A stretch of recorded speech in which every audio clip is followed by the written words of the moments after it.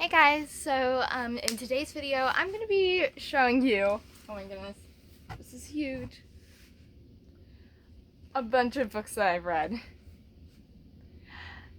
So, let's get started.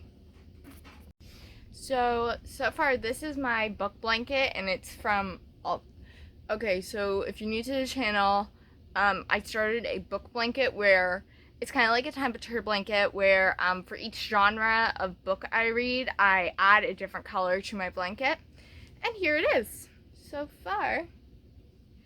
And the person who had the original idea for this blanket is on Instagram. It's What's Taylor's Reading. And go follow her if you want to go see her book blanket. And yeah, she's awesome. I will try to link her Instagram in the description. I don't know if I can get it to work.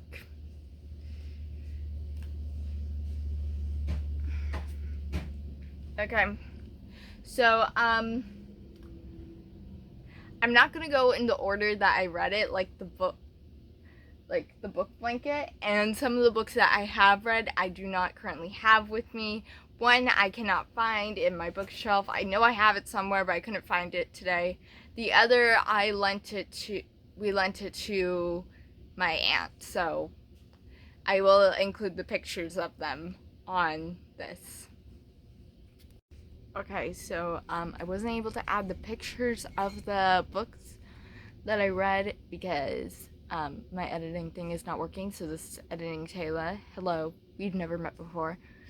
Or I try to keep behind the scenes, but I did not get that thing working, so I was not able to have those pictures. So we will get moving on to the next portion of the video. Thank you. So I read Knit or Die Trying is a murder mystery novel, and it was such a good novel. It was about a person that this lady, she owns a yarn shop and she's holding an event and she invites this vegan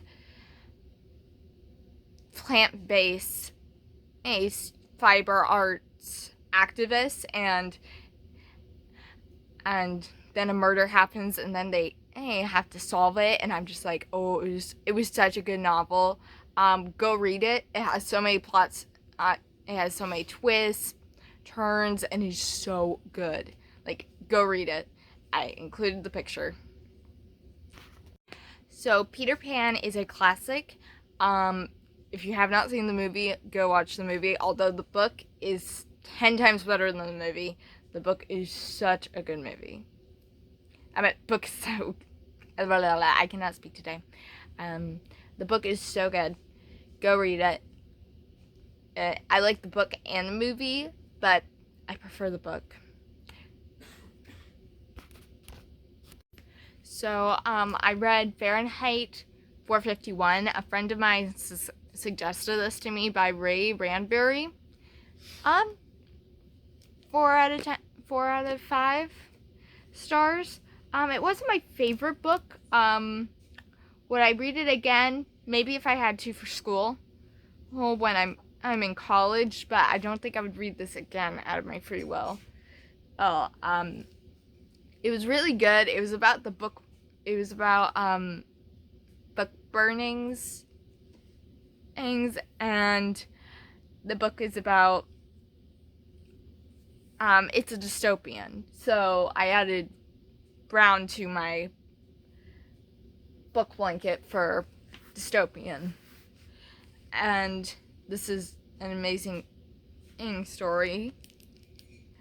I got this from the library, so I'm gonna have to return it soon. But I wanted to have it so that I can use for my YouTube video. So, okay, so next up, and again, this is not in the order that this is on the book blanket. So, this is you guys probably saw this on my replacing screen time with reading time. I read this for a little bit but got bored with it. And it's really a boring book, Unless you have to read it for school, I would not recommend it. Like, unless you're studying English poetry. It's an anthology of romantic poetry, English romantic poetry. And most of these poems I did have to read for school. So it was nice to get like a review of them. But would I read this again? Probably not, unless I had to do it for school. So, yeah. Okay, The Mysterious Benedict Society. My friend and sent two of these books to me, and it is such a good series. It's a science fiction novel. Okay, here's what the back says. Are you a gifted child looking for special opportunities? When this particular ad appears in the newspaper, dozens of children enroll to take serious and mysterious mind-bending tests. And you, dear reader, can test your wits right alongside with them. And in the end, just 4 very special children will succeed. They're challenged to go to a secret mission that only the intelligent and most resourceful children can complete. With their newfound friendship at stake, will they be able to pass the most important test of all?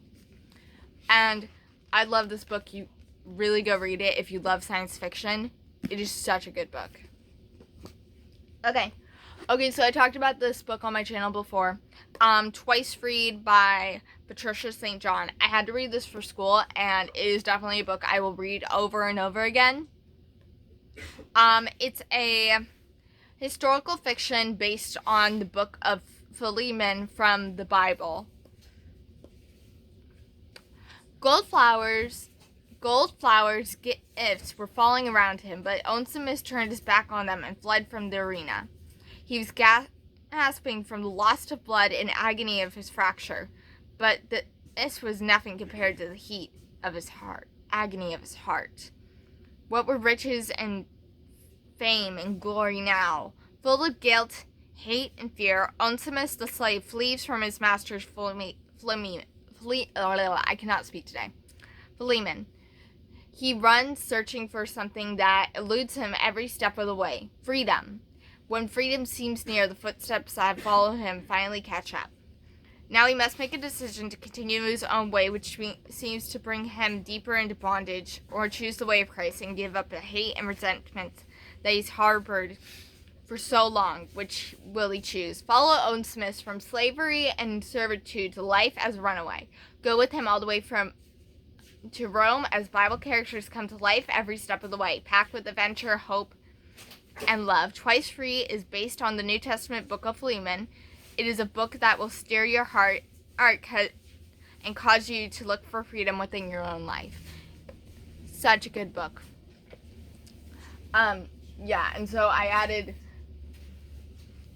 for the Mysterious Benedict Society and the thing, I added orange. Orange is for historical fiction, yellow is for sci-fi.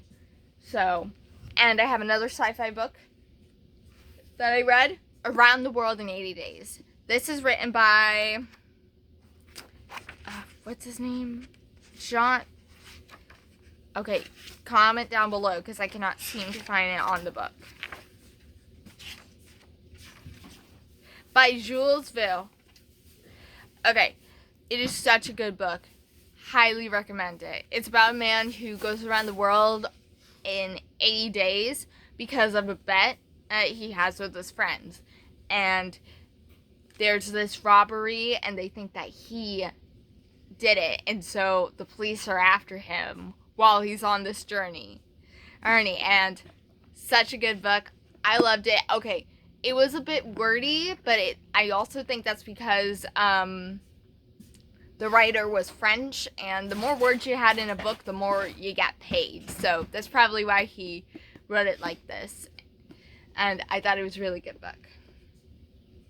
Okay, so it can't be a book thing without Percy Jackson.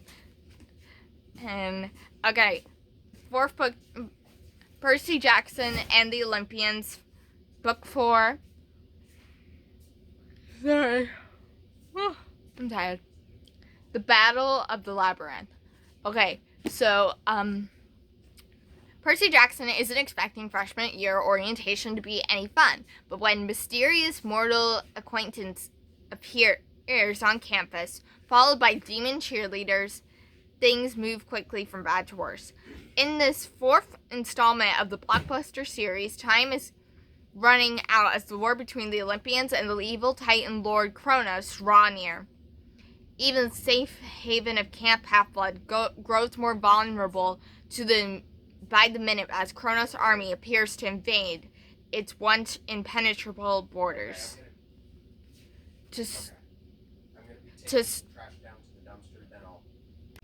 Okay, so my brother interrupted. In the fourth installment of this blockbuster series, this is a running out as war between the Olympians and the evil tyrant Lord Kronos draws near. Even the safe haven of Camp Half-Blood grows more vulnerable by the minute as Kronos' army prepares to invade its once impenetrable borders. To stop the invasion, Percy and his demigod friends set out on a quest for the Labyrinth, a sprawling underground world with a stunning surprise at every turn. Okay, so these are two really good mystery novels. This one is about Anne. Both are about Anne. She renovates her aunt's house into a library for her town. And in this book, she finds a map that might have been used by Lewis and Clark, but it was but the legend has it was stolen by the Historical Society of the town. So she's trying to figure out if it's the real map that got stolen. And this one is Unlocking the Truth. When an unmarked envelope arrives at the library containing a mock-up newsletter article, Anne is shocked to learn that she and several other high school friends are implicated in a crime that took place the night of their school's homeschooling. Worse, the writer threatens to expose the secret that would ruin the classmates' reputation and possibly cost them their jobs. Who wrote this tale of hijinks? And what does the investigator want from Anne and her former classmates? Meanwhile, Ben and Lindy are covered in a miserable poison ivy rash. And Anne must balance caring for her children and running a library and racing to unlock the truth behind the cryptic news story before it's too late.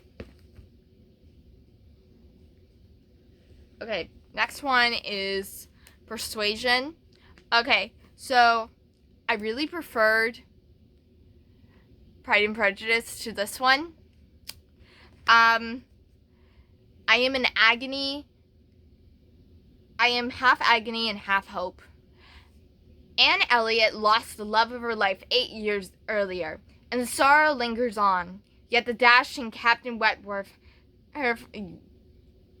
did not desert her. It was Anne who rejected him because he was persuaded that she could make a better match. She never did. Suddenly, life deals with them a second chance, and Anne and Wentworth meet again on the social circuit. He acts coolly and even openly courts a younger woman. Yet Anne remains painfully alert to the slightest hint that their love might be rekindled. This was her last novel that she ever wrote, and I still prefer Pride and Prejudice and Sense and Sensibility, but that's also the two books that I started off, so yeah. Okay, and now for the Bible. Okay, so I read 1 Kings, 2 Kings, 1 Chronicles. I read the book of Esther and the book of Psalms. And I read 1 John. And that is where all this green comes from. Most of my blanket is green because of all the nonfiction I read from the Bible. And poetry is pink, so that's where the two poetry books come in.